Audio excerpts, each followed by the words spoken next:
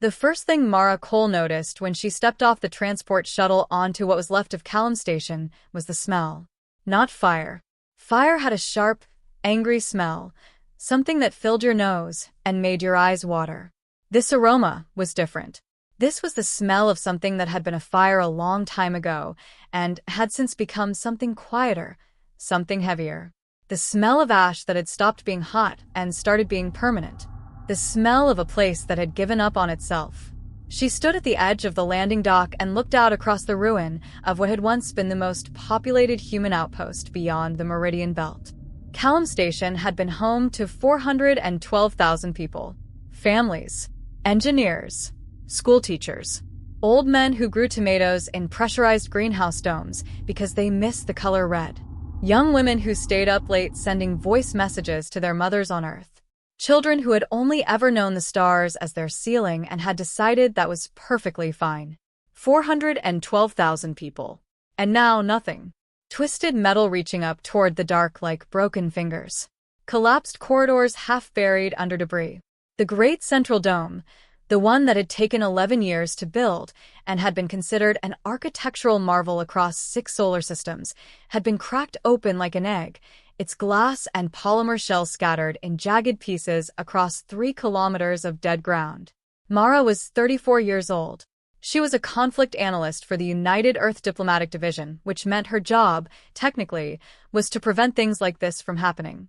She had 17 commendations, 2 published papers on interspecies misunderstanding, and a deep, personal, almost irrational belief that most problems between civilizations could be traced back to a failure of communication. She was also the only survivor of Callum Station. Not because she had been brave enough to fight or clever enough to hide. She had survived because she had been 14 hours away on a routine supply escort mission when the Vehn arrived. She had watched the attack on a small monitor screen aboard the escort shuttle through a long-range feed that kept breaking up and going static, and she had listened to the voices on the emergency frequency getting fewer and fewer until there were none. She had spent the 14 hours back sitting in the co-pilot seat, not moving, not eating, and not speaking. Now she was here and she was walking through the ash, and she was counting. Not bodies. There were almost no bodies left, which told her something about the nature of Vehn weaponry that made her stomach clench into a fist. She was counting herself, keeping track of whether she was still a person or whether something had broken inside her chest so completely that she had stopped being one. 1. I am here. 2. I am walking. 3. I am breathing. 4. I am still Mara Cole. She kept counting until she reached the ruins of a schoolhouse, and then she stopped, because there was a small shoe lying in the dust beside a collapsed wall, a tiny thing, pale blue with a cartoon star printed on the side, and the counting didn't help anymore. She stood there for a very long time. Then she picked up the shoe, put it in the front pocket of her jacket, and walked back to the shuttle. She sent one message to the division before she left the station's orbit. It was 6 words long. I am requesting a transfer. Combat. The reply came 4 hours later from Director Hallen himself, indicating that someone had flagged her message immediately and that they had already been expecting it. Mara, we need to talk first. Please. She didn't reply. She set the shuttle's course for Earth and sat in the co-pilot seat again and watched the stars, and she thought about the Vehn, about what she knew of them, which was considerable, and about what she felt toward them now, which was something she had no diplomatic language for. Something that lived below language. Something old and animal and absolute. The Vehn had not contacted humanity after the attack. No declaration. No claim. No explanation. Just silence. And in that silence, something was born inside Mara Cole that she had spent her entire professional career telling other people was the most dangerous thing in the universe. Not hatred. Hatred was loud and clumsy and burned itself out. This was colder than hatred. This was the purpose. You need to understand what the Vehn are before you can understand why what happened next was so extraordinary and so terrible. The Vehn were not monsters. That is the most important and most inconvenient truth about them, and it is the thing that Mara had written about extensively before Callum Station, back when she was a person who wrote things and believed they mattered. They were, by almost every measurable standard of galactic civilization, among the most advanced species in the known reaches. They had been traveling between stars when humanity was still arguing about whether the sun moved around the Earth or the Earth moved around the sun. They had developed languages with 47 distinct grammatical tenses, each one describing a different relationship between cause and consequence, intention and outcome. They composed music that other species couldn't fully hear, not because of physical limitation, but because the music was built on emotional frequencies that required a shared cultural context spanning centuries to fully understand. They were tall. Not intimidatingly tall, just tall, the way a tree is tall, naturally, and without any particular intention of making you feel small. Their bodies were bilaterally symmetrical, covered in a fine layer of something that looked like pale gray moss but functioned more like skin, porous and sensitive to environmental pressure changes, which meant they were constantly, almost involuntarily aware of the emotional state of whoever stood near them. They felt the weight of other people's presence the way humans feel changes in air temperature. Constantly. Unavoidably. They had 4 eyes arranged in a slight arc across their faces, each eye independently mobile so that they could hold 4 different points of focus simultaneously. Humans found this unsettling. Vehn diplomats had learned to keep their outer eyes relatively still during negotiations with human representatives as a courtesy. Their social structure was built around what translated most closely as the continuance, a philosophical framework that held that all meaningful action must be evaluated not by its immediate outcome, but by its effect on the long, unbroken thread of civilizational memory. Every decision a Vehn made was made with awareness of how that decision would be remembered in 10 generations. The Vehn did not fear death. They feared being forgotten. They feared more deeply being remembered wrongly, being misunderstood by history. This framework had, over centuries, made them extraordinarily careful, extraordinarily patient, extraordinarily reluctant to act without complete information. It had also, on rare and terrible occasions, made them capable of something that their own philosophers called Vehn, which translated roughly as necessary erasure. Vehn was invoked perhaps 3 times in recorded Vehn history before Station. Each time, the Vehn had determined, through a process of collective philosophical deliberation that took years, sometimes decades, that a particular civilization or population represented not a military threat, not an economic rival, but a conceptual contamination. Something that, if allowed to persist and spread, would damage the long thread of civilizational memory in ways that could not be repaired. The 3 prior instances were old, ancient, by human reckoning.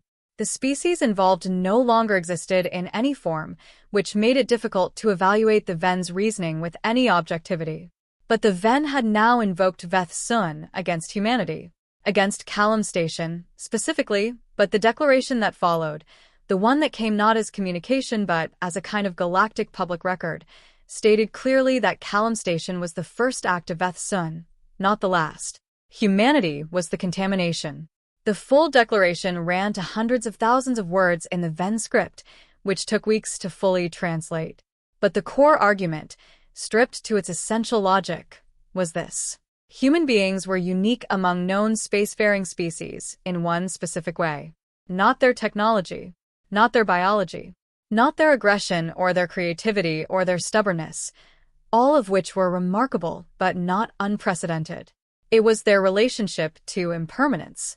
Humans, the Vehn argued, did not build their civilizations on memory. They built them on forgetting.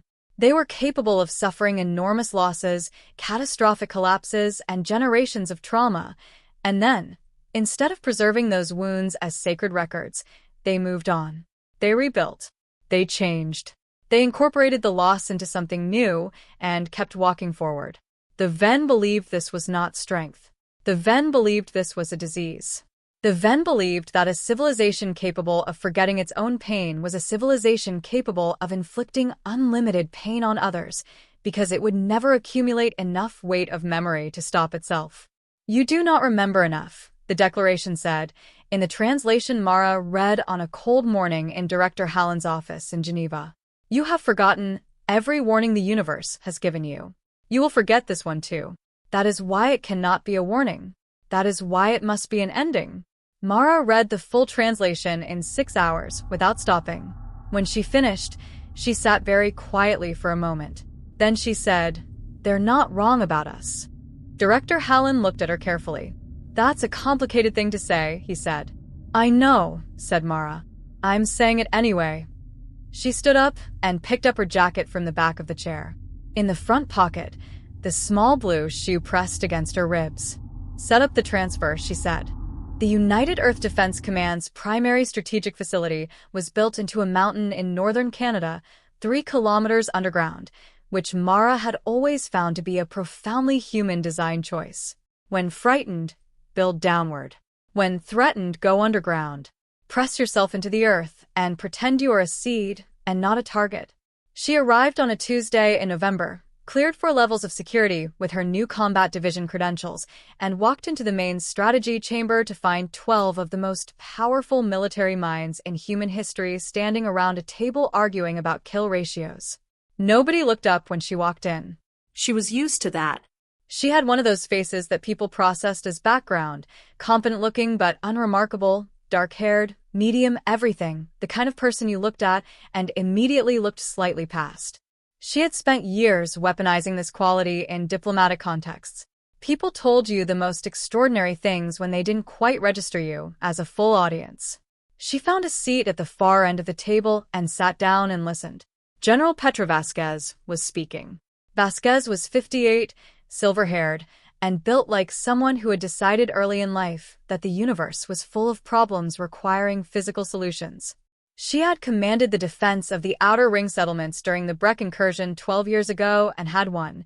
Technically, though the word won required a very generous definition given what the Outer Ring looked like afterward. Then fleet positioning gives us a 14-to-1 disadvantage in direct engagement, Vasquez was saying, using a stylus to mark positions on the holographic star map that floated above the table like a frozen explosion. Which means direct engagement is not on the table. What we have is asymmetric. Hit and fade operations. Target their logistics infrastructure. Make the cost of continuing this campaign outweigh the philosophical justification. "They don't calculate cost the way we do," said a man across the table, Admiral Tesh, young for his rank, with the specific kind of exhaustion in his eyes that came from being the smartest person in a room full of people making decisions he'd already calculated were wrong. The Vehn have been pursuing Vethsun campaigns for 1,000 years. They budget for duration. If we fight a war of attrition, we lose. Full stop. "Then what do you suggest?" Vasquez asked. Her tone made the question sound like a dare. "I suggest," said Tesh carefully, "that we're having the wrong conversation." Silence. The particular silence of a room full of people who have already decided what they want to do and do not appreciate being told it is the wrong thing. "The Vehn attacked us," Vasquez said slowly, as though explaining something to someone who is perhaps a little slow, "because they believe we are philosophically dangerous. A contamination. That is not a problem with a diplomatic solution. You cannot argue a civilization out of an existential verdict." "I'm not suggesting diplomacy," said Tesh. "Then what?" Tesh picked up his own stylus and didn't do anything with it. Just held it. "I'm suggesting we understand why they believe what they believe. Not to change their minds. To find the specific load-bearing assumption in their philosophical framework that, if removed, causes the whole justification for Vethsun to collapse." More silence. This one had a different texture. Mara spoke for the first time. "That's what I used to do," she said. Everyone looked at her. Several people clearly didn't know who she was. Vasquez did.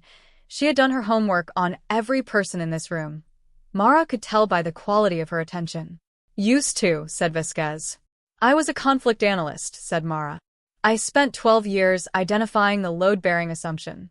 The thing you could move that would make everything else shift." She paused. "I was very good at it." "And now," said Vasquez. Mara looked at the star map. At the small red marker indicating the position of Callum Station, the system still showed it as an active settlement because nobody had updated the database yet. "Now I want to do both," she said. "At the same time. I want to find the load-bearing assumption, and I want to make them pay for every person they killed while we're looking for it." General Vasquez looked at her for a long moment. Then, for the first time since Mara had walked in, the general smiled. It was not a warm smile. It was the smile of someone recognizing a specific kind of dangerous utility. Sit closer, said Vasquez. Let's talk. 3 weeks into her new role, which had no official title and a classification level that made her old diplomatic credentials look like a library card, Mara found the thing nobody wanted to say out loud. It was buried in the secondary translation archives. Not the official translation of the Vienna Declaration that had been distributed to governments and news networks, the clean version, the one that had been diplomatically sanitized and structurally simplified for human consumption. The raw translation. The one done by the division's 3 best Vehn linguistic specialists over 4 days without sleep. The one that preserved the full grammatical complexity of the original text, including all 47 tenses. She read it in a small archive room with bad lighting and a thermostat that didn't work, wrapped in her jacket, the blue shoe sitting on the table beside her coffee cup, because she developed the habit of placing it wherever she worked, creating a small private anchor to remind her of the reason she was doing any of this. The official translation said, "You do not remember enough." The raw translation said something considerably more complicated. In the 47th Vehn tense, the one that described the relationship between an action and its consequence, when the actor has full knowledge of the consequence but chooses the action regardless, the full meaning was closer to, "You remember. You remember perfectly. You remember every wound, every fire, every child's name, and every city's last sound. And then you choose, deliberately, with full knowledge, to build something new on top of the memory instead of letting the memory be the final word. You metabolize grief into motion. You consume your catastrophes and use them as fuel. We have watched you do this for 200 years. We have watched you survive things that should have ended you. We have watched you grieve, and then build. Grieve, and then build. Again and again, without stopping. This is not forgetting. We were wrong to call it forgetting. This type of memory is something we have no word for. We have no word for it because we have never seen it before. A civilization that survives not by hardening against loss, but by incorporating loss into forward momentum. We do not understand it. We are afraid of what we do not understand. We are more afraid of this than we have been afraid of anything in 1,000 years. Mara read that passage 4 times. Then she sat very still for a while. Then she sent an urgent message to Admiral Tesh with the subject line, "I found it. The load-bearing assumption is not what we thought. Call me immediately." Tesh called her within 8 minutes, which told her he had been waiting for something like this. "The Vehn aren't attacking us because they think we're dangerous," Mara said before he could speak. "They're attacking us because they're terrified of us. And the thing they're terrified of, the specific thing, is the same thing that's going to make this war incredibly costly for us to win by force." "Explain," said Tesh. The Vehn's entire philosophical framework, the continuance, is built on the idea that memory is the ultimate authority. That the weight of accumulated civilizational memory is what gives any action its meaning or its justification. Their capacity for patience, for deliberation, for restraint, it all comes from the weight they carry. History makes them careful. "Right," said Tesh. "We don't work that way," said Mara. "And they've correctly identified that. But they've misread what it means. They think our relationship to impermanence makes us morally unaccountable. That we'll never accumulate enough weight of consequence to stop ourselves from doing harm. And the 47th tense says they know that's not accurate. Their linguists know it. The full record says they watched us for 200 years, and what they actually observed was not a civilization that forgets. It was a civilization that grieves and builds.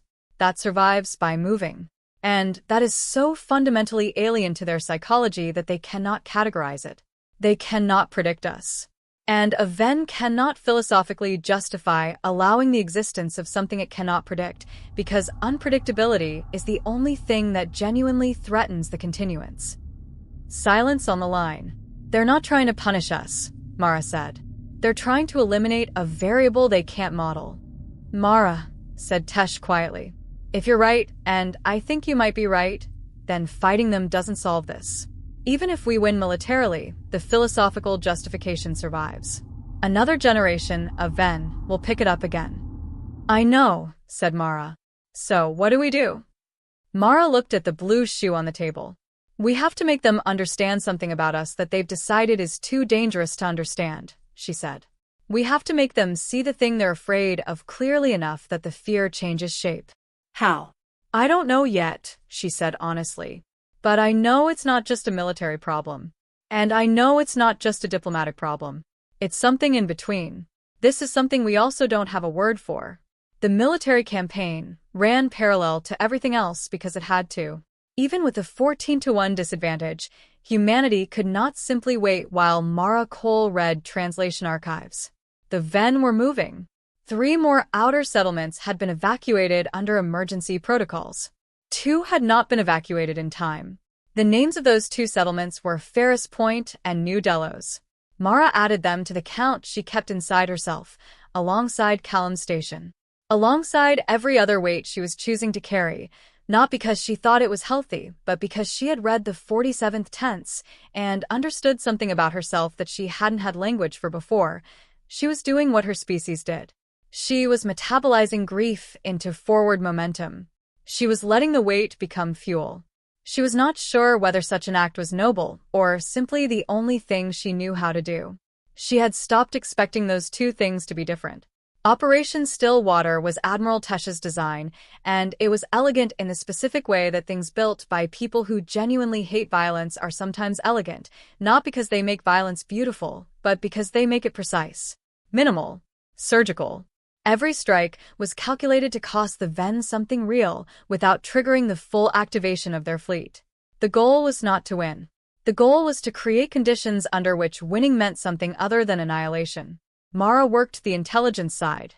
She was extraordinarily good at it, which surprised some people and didn't surprise Admiral Tesh at all. The same skills that had made her a gifted conflict analyst made her a gifted intelligence operative, the ability to hold multiple contradictory interpretations of the same information simultaneously, to resist the comfort of the simplest story, and to look at what a civilization did and understand what it believed. The Vehn, she had learned, operated on long planning cycles. Decisions made in deliberative council took weeks to translate into operational orders. This was their great strength in conventional military terms. They didn't make mistakes driven by emotion or time pressure. However, this strength also posed a vulnerability, as their tactical responses consistently reflected past decisions, making them predictable. She spent 70 hours without meaningful sleep building a predictive model of Vehn tactical decision-making based on the continuance framework. She presented it to the strategy team on a Thursday morning, looking like something that had been left in a dryer too long, held together by coffee and the specific determination of a person who has decided they are going to finish the thing they started. The model held. Operation Stillwater's first 3 strikes landed exactly where her predictions said they would be, undefended. The Vehn lost a significant logistics hub, 2 resupply chains, and most importantly, a communication relay that had been routing their collective deliberative council communications. Without the relay, their council deliberation slowed to a fraction of its normal speed. It was not the same as cutting off their decision-making entirely. It was more like introducing a stammer in a very careful speaker. They could still think. They just couldn't coordinate thinking as fast as they needed to. It bought time. It cost too. Tesh lost 6 pilots in the strike on the logistics hub. Mara read their names from the after-action report and added them to the count inside herself, and she felt the weight of them, and then she kept working, because that was the only thing she knew how to do with weight. She was aware, somewhere in the background of herself, that she was becoming something she had not started out being. That the woman who had written papers about the tragedy of miscommunication and the possibility of peace between civilizations was still inside her somewhere, still running on the same operating system, but that the surface had changed. She had hardened in some places and sharpened in others, and this was simultaneously necessary, irreversible, and a loss. She carried that loss too. It occurred to her, not for the first time, that the Vehn might be watching her and seeing exactly the thing they feared. A human being consumes catastrophe, metabolizes it into capability, and moves forward without stopping. She wondered if that thought should scare her. It didn't. His name was Rel Suveth, and he was the reason everything almost went differently. Mara found out about him through an intelligence intercept that shouldn't have been possible, a fragment of Vehn internal communication that had slipped through a gap in their relay rerouting, encrypted in a secondary cipher that her team's algorithms solved almost by accident while working on something else. Rel Suveth was a Vehn philosopher. Not a military commander, not a council member, not a diplomat in any formal sense. He was the closest thing the Vehn had to what humans might call a dissenter, though that word implied conflict within the culture, and what Rel Suveth was doing was more subtle than conflict. He was asking questions. Specifically, he was asking whether the collective deliberation that had authorized Vethsun against humanity had been conducted with full information, given that the 47th tense distinction, the crucial difference between forgetting and metabolizing, had only been identified by linguistic specialists after the authorization had already been recorded. In other words, had the Vehn, in their most sacred philosophical tradition, made a decision based on incomplete data? To a human institution, this might have been a procedural footnote. To the Vehn, it was potentially catastrophic. The continuance was built on the sanctity of fully informed deliberation. A decision made on incomplete information was not a decision, it was a mistake. And a civilizational mistake of this magnitude, carried out under the banner of Vethsun, would leave a mark on collective Vehn memory that could not be removed. That would be carried forward to every subsequent generation. That might, in their framework, constitute a self-inflicted wound to the long thread that was more damaging than any external threat. Rel Suveth was not trying to stop the war because he cared about humans. He was trying to stop the war because he cared about his civilization's integrity. Mara read the intercept 3 times, then called Tesh. There's a Vehn philosopher asking whether the Vethsun authorization was procedurally valid, she said. Is he in a position of authority? No. But the question itself, in their culture, carries authority independent of who asks it. If the question reaches full council deliberation, it has to be answered before any further Vethsun actions can be philosophically justified. It would freeze them. Not permanently. Maybe not even for long. But it would freeze them. How do we get the question to the full council? We don't, said Mara. We can't touch this without contaminating it. If the Vehn find out that humans helped make the question stronger, it would show that humans interfered, which supports the idea that it was contaminated in the first place. We'd be making their case for them. Tesh was quiet for a moment. So, we do nothing? We do nothing with this, said Mara. But we do something else.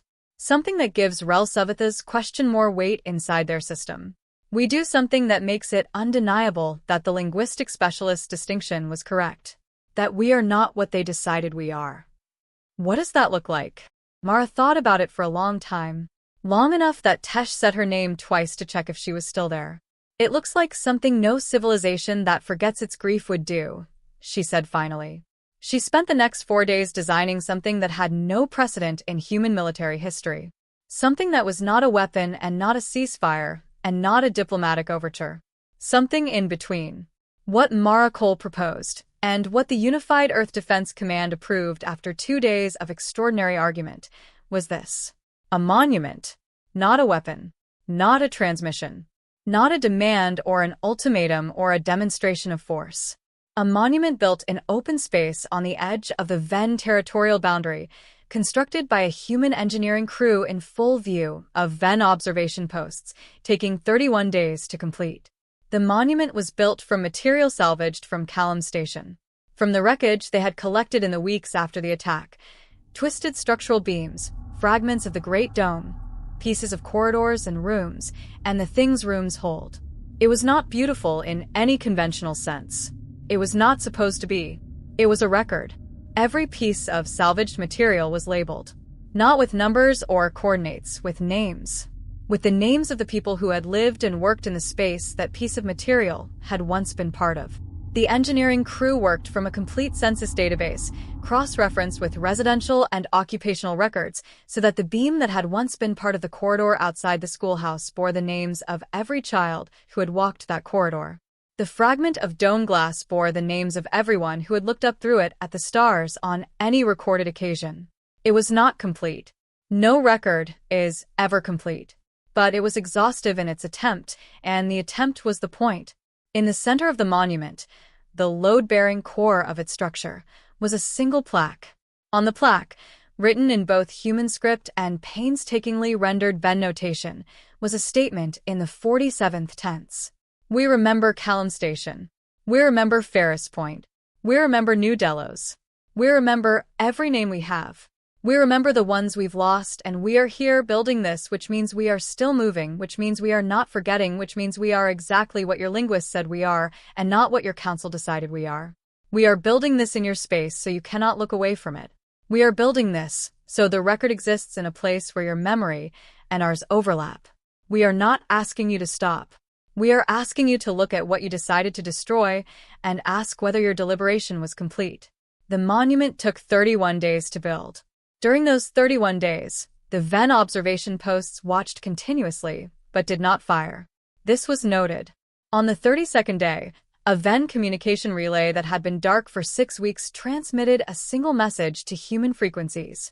The message was 4 words in Vehn notation, in the 47th tense. Mara's translation team worked for 18 hours before they were confident in the rendering. The message was, the deliberation was incomplete. Mara read the translation sitting at the table in the archive room, the blue shoe beside her coffee cup, the bad lighting overhead, and the thermostat still not working. She sat very still for a long time. Then she put her face in her hands, not because she was defeated, but because something enormous had shifted, and enormous shifts require a moment before you can stand up inside them. Tesh knocked on the archive room door and came in without waiting, which told her he already knew. It's not over, he said quietly. No, said Mara. It's not over. The council still authorized Vethsun. Questioning the procedure doesn't automatically rescind the action. I know. And there are Vehn factions that will argue the linguistic distinction doesn't matter. The original threat assessment remains valid regardless of the 47th tense reading. I know that too. So, what do we do now? Mara took her face out of her hands. She looked at the blue shoe. She thought about a child who had worn it. About 412,000 people. This section discusses Ferris Point, New Delos, 6 pilots, and the names they carried. Now, she said, we talk. Rel Suveth agreed to the contact. It took 11 days of careful, indirect communication through neutral relay channels, a process so delicate that Mara compared it privately to performing surgery while wearing oven mitts, but he agreed. The meeting happened in what the Vehn called unspace, a region of the Meridian Belt with no territorial designation or strategic value, acknowledged by both civilizations as exactly what it was, a place that belonged to neither side, which meant it was a place where neither side could claim the other had violated anything by being there. Mara went alone. Tesh had argued against this for 3 hours before accepting that she was going to go alone regardless of his argument, and that the only productive use of his time was making the security arrangements as thorough as possible given the circumstances. Rel Suveth was taller than she had expected from the files. His gray moss skin had a faint bioluminescent quality in the low light of the meeting vessel, a pulse, very slow, that she realized after a moment was synchronized with his breathing. His 4 eyes held 4 different points in the room simultaneously: the door, the table, her face, and something slightly to her left that she couldn't identify and eventually decided might not be a physical object at all. He sat across from her, and they looked at each other for a while without speaking, which Mara understood was a Vehn conversational convention. The silence was not empty. It was a calibration, a mutual assessment of presence before the weight of language was introduced. When he spoke, it was in Vehn, and his voice had a quality she hadn't encountered before, a layered resonance, as though there were 2 or 3 simultaneous tones braided together. Her earpiece translated with a half-second delay that she found she could compensate for almost intuitively after the first few exchanges. You built the monument, he said. Yes. Why did you use salvage from the station? You could have used new material. It would have been faster. Because new material would have been a symbol, said Mara. We would rather not send a symbol. We wanted to send a record. The outer 2 of his 4 eyes moved very slightly. She had read enough Vehn behavioral documentation to recognize this as surprise, though surprise was perhaps too small a word for what the movement indicated. You understood the distinction, he said. Your linguistic specialists understood it. I read their work. Most humans do not read Vehn scholarship. I used to, said Mara. Before. I read everything I could about your civilization for 12 years because I believed, and I still believe, even now, that most failures between civilizations are failures of attention. One side stops paying attention to the other, stops reading their scholarship, starts assuming they already know what the other side thinks. Rel Suveth was quiet for a moment. The bioluminescent pulse in his skin was slightly faster, she noticed. The council will argue, he said, that even with the corrected linguistic analysis, the fundamental concern remains valid. That a civilization that metabolizes its grief into forward momentum cannot be predicted, cannot safely coexist with. I know. Do you have an answer to that argument? Mara thought about it carefully. I don't think the answer to that argument is philosophical, she said. I think the answer is empirical. We have been in contact with your civilization for 200 years. In 200 years, we have never initiated a conflict with the Vehn. Every recorded interaction has been either cooperative or neutral. If our nature made us as dangerous as the Council fears, there should be evidence of it in the record. The Council would argue that 200 years is insufficient data. Then we need more time, said Mara simply. Which means you need to stop trying to kill us. Rel Suveth made a sound that her earpiece did not translate, which she had come to understand meant it was a sound that had no human equivalent, something between an exhale and a chord. She thought it might be the Vehn equivalent of a reluctant laugh. You are not what we expected, he said. What did you expect? Fear, he said. Or aggression.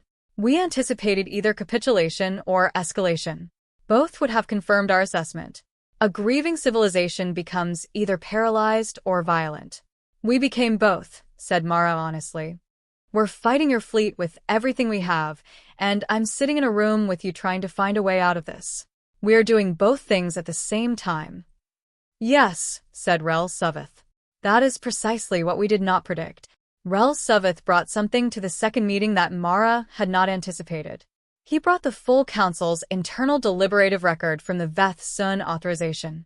Not a summary. Not an official account.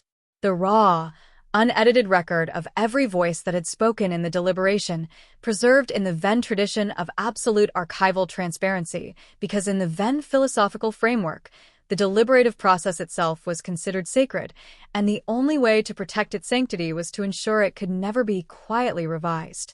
This meant that Rel Suveth had committed, by bringing this record to a human representative, an act that his civilization would view as either profoundly courageous or unforgivably treasonous, depending entirely on how the next several weeks resolved. Mara understood what she was holding when he placed the data unit on the table between them. She understood the weight of it. She let the weight sit there for a moment before she reached for it.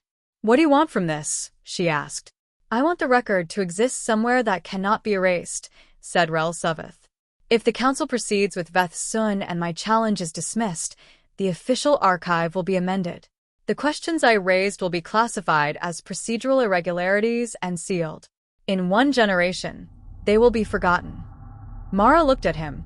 You're afraid your civilization will forget. I am afraid my civilization will choose to forget, he said. Which is, as I understand it, something humans believe you do not do. We choose to forget all the time, said Mara. We just also choose to remember. We hold both options at once, and we fight with ourselves about which to do. She paused. Usually the people who choose to remember win. Not always, but usually. That is what I am counting on, said Rel Suveth. She brought the record back to Tesh, who read the relevant sections and then sat back in his chair with the expression of a man revising a crucial calculation. The authorization was not unanimous, he said. No. A significant minority of the council voted against. Their arguments were overruled. Yes. And their arguments were essentially identical to what I've been saying for the past 3 months, said Mara. That the linguistic analysis was incomplete.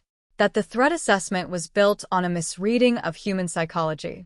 Vehn Sun requires absolute certainty of threat, and that certainty was not demonstrated. Tesh set down the record. If we release this. We don't release it, said Mara.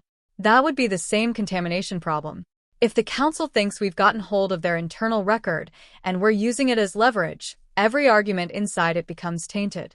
It becomes a human weapon, not a Vehn truth. So, what do we do with it? We use it to know what we're aiming at, said Mara.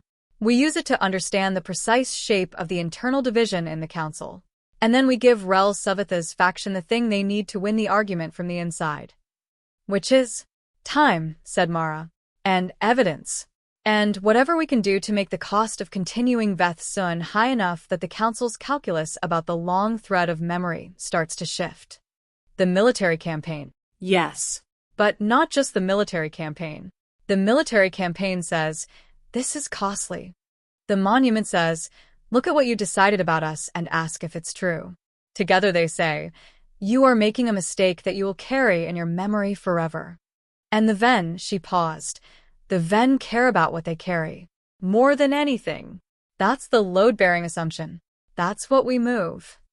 The long month was what Mara called it afterward, in the account she wrote years later that she never published, the 38 days between her second meeting with Rel Savith and the moment the council called for a suspension of Veth Sun actions pending full redeliberation. It was not 38 quiet days. It was 38 days of simultaneous military pressure and philosophical negotiation and intelligence work and 3 additional strikes under Operation Stillwater, and 2 more settlements that had to be evacuated and one that wasn't, and whose name Mara added to the count she carried.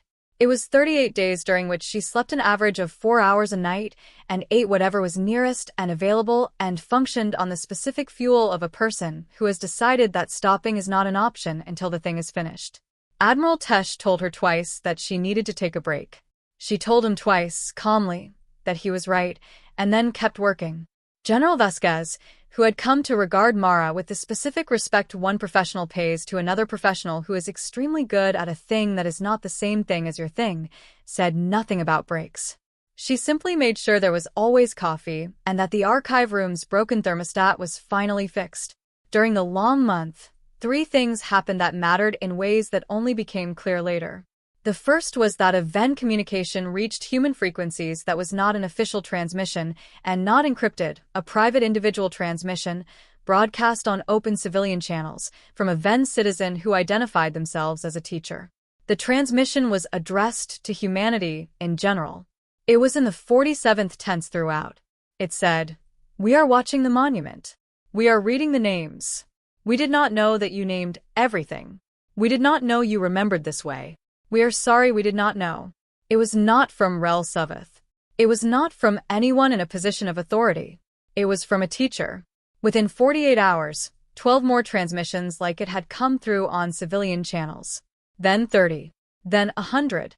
The second thing was that Operation Stillwater's 4th strike failed. The pilot, a 23-year-old from Guadalajara named Marco Vidal who had a photograph of his dog taped to his cockpit console, was killed when a Vehn defensive system adapted to Mara's predictive model faster than she had calculated. Her model had failed. Her model, which she had spent 70 sleepless hours building, had missed something. She reviewed the model, identified the error, corrected it, and sent Admiral Tesh the revised version. And then she added Marco Vidal's name to the count she carried. The third thing was that Rel Savith made a formal petition to the Vehn Council for procedural review. Not behind closed doors. Publicly.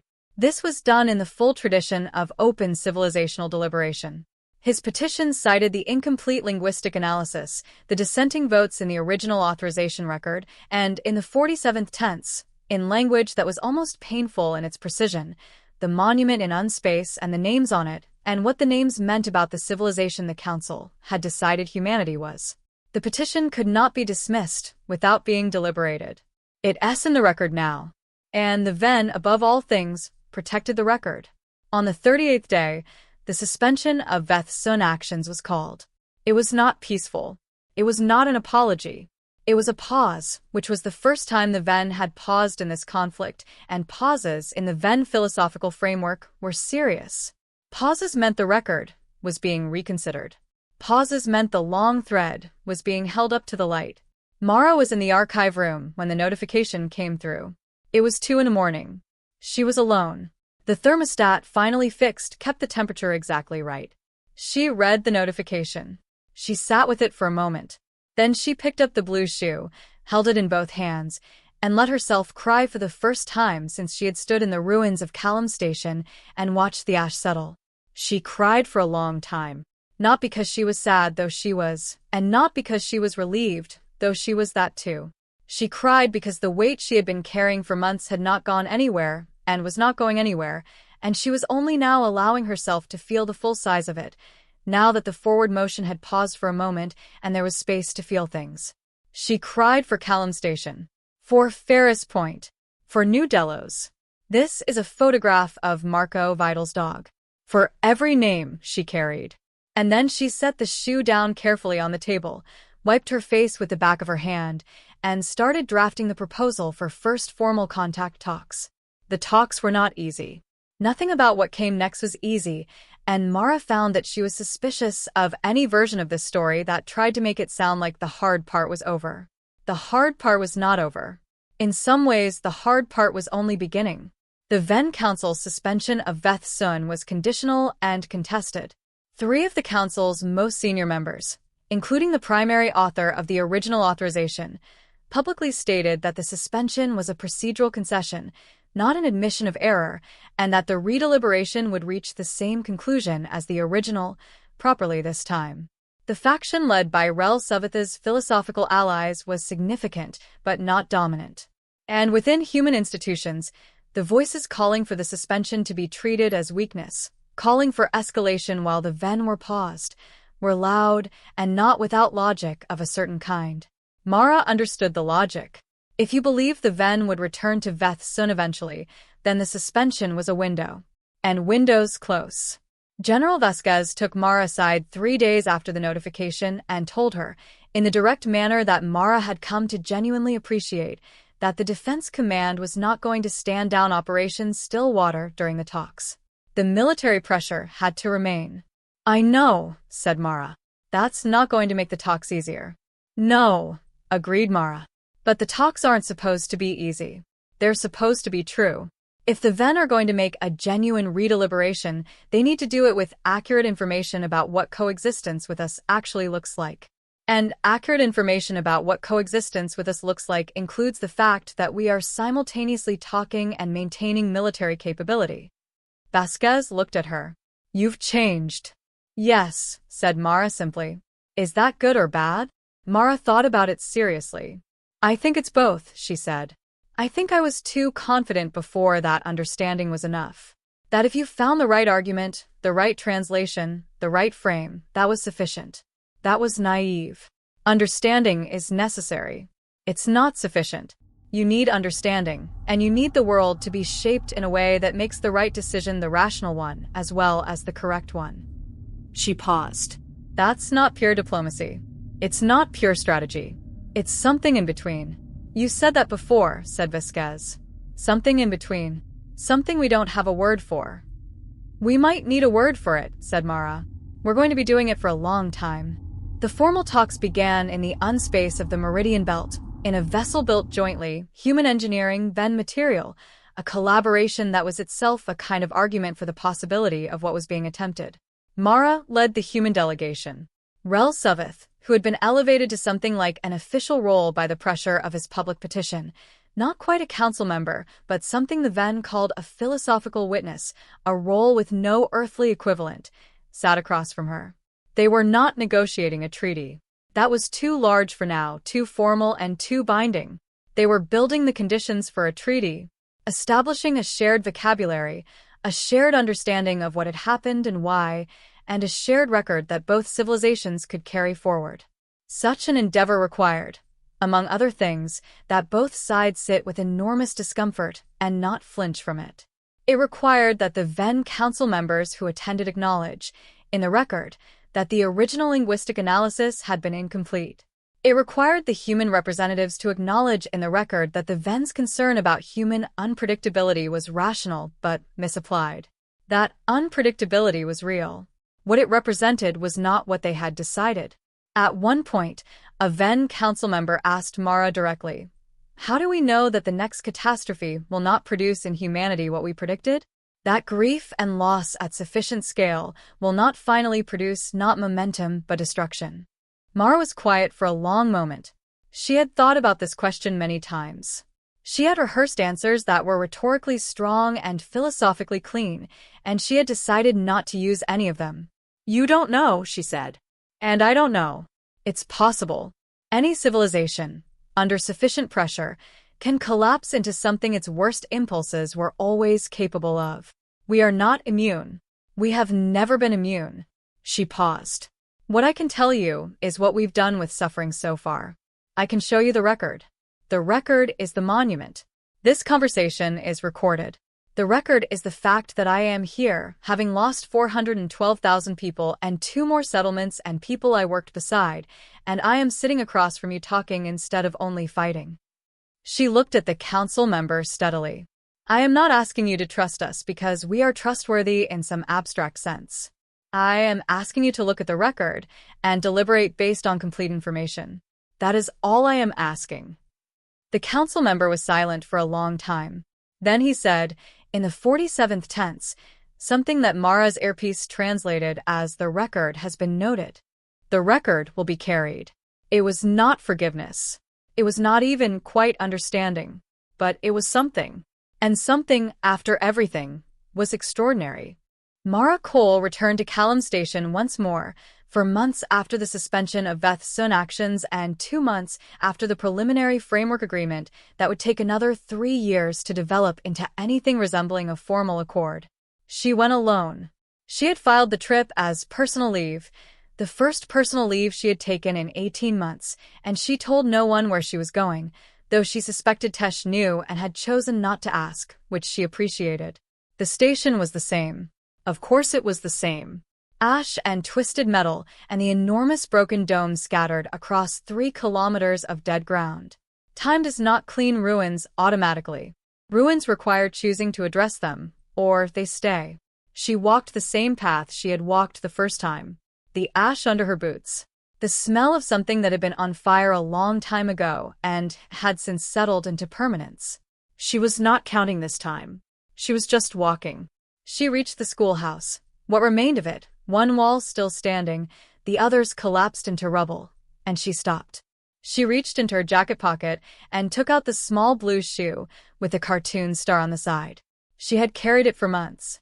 Through strategy rooms, archive rooms, sleepless nights, and meetings in unspace with beings she had once studied as an intellectual exercise, she had come to understand them as something more complex, frightening, and important than any academic framework could contain. She had thought on the way here about what she wanted to do with the shoe. She had thought about leaving it, about placing it somewhere in the rubble of the schoolhouse and walking away, releasing it, releasing the weight. She stood there for a while, holding it, and she found that she didn't want to leave it, not because she wanted to keep the grief. She understood by now. She had understood for months, really, even if she hadn't let herself fully say it, that the grief was not going anywhere. She was going to carry 412,000 names for the rest of her life. Marco Vidal, Ferris Point, and New Delos were now part of her in a way that was neither a wound nor a burden, and not a beautiful thing, but simply a true thing. Part of the record she carried. The shoe was part of the record. She put it back in her pocket and kept walking. She walked to the center of the station, where the great dome had been, and she stood in the open space beneath where the glass had once curved up toward the stars. The stars were visible now in a way they hadn't been when the dome was intact, open to the dark, nothing between her and the universe, no glass, no structure, no carefully engineered atmosphere of controlled comfort. She stood under the open stars, and she thought about Rel Suveth, who was currently in a period of philosophical retreat following the preliminary framework agreement, a Vehn tradition after major civilizational events, a period of deliberate stillness to allow the weight of what had happened to settle into memory properly. She had received a communication from him before the retreat. It had been brief. It had been in the 47th tense. You built the monument with the salvage from what was destroyed. I am trying to understand this. I think I am beginning to understand this. She had written back. You asked questions publicly that your civilization might have punished you for. I am trying to understand that, too. I think I am beginning to understand it. She thought about that exchange now, standing under the open stars. 2 beings, From civilizations that had tried very hard to destroy each other and not quite managed it, trying to understand each other's capacity for putting something forward when all the logic of self-preservation said to hold back. She thought that there might be a word for it in the 47th tense. She didn't speak Vehn well enough to construct it herself, but she thought it might exist in the grammar somewhere, a tense for the relationship between an action and its consequence when the actor has full knowledge of the risk and chooses the action anyway, not because the outcome is certain, but because the action itself is what they are made of. She thought humans probably had a word for it too. Several words. They had argued about it for thousands of years. What to call the thing that made people walk into difficult rooms and say true things and build monuments in enemy territory and carry small shoes in their pockets and keep moving forward inside the full weight of everything they refused to put down. She had called it purpose once, standing on this same ground in a different version of herself. She thought it was now simpler than that. Older than that. More ordinary than that. She stood under the open stars on the ground of Callum Station, for 112,000 names in her chest and the blue shoe in her pocket, and she breathed the cold ash-scented air of a ruined place that was already, quietly, beginning to be something else. Around the edges of the station, she had noticed on her walk-in growth. Thin and tentative, barely visible, the kind of biological persistence that finds its way into cracked surfaces and collapsed structures and impossible conditions and decides, without asking anyone's permission, that there is enough here to continue. Mara looked at the growth for a while. Then she looked up at the stars. Then she walked back to the shuttle, and she went back to work. Some things cannot be resolved. They can only be carried forward, carefully, with full knowledge of their weight, in the direction of something that might, given enough time, enough honesty, enough of the ordinary stubborn persistence of beings who refuse to let grief be the last word, become something worth remembering. The record has been noted. The record will be carried. Yendi.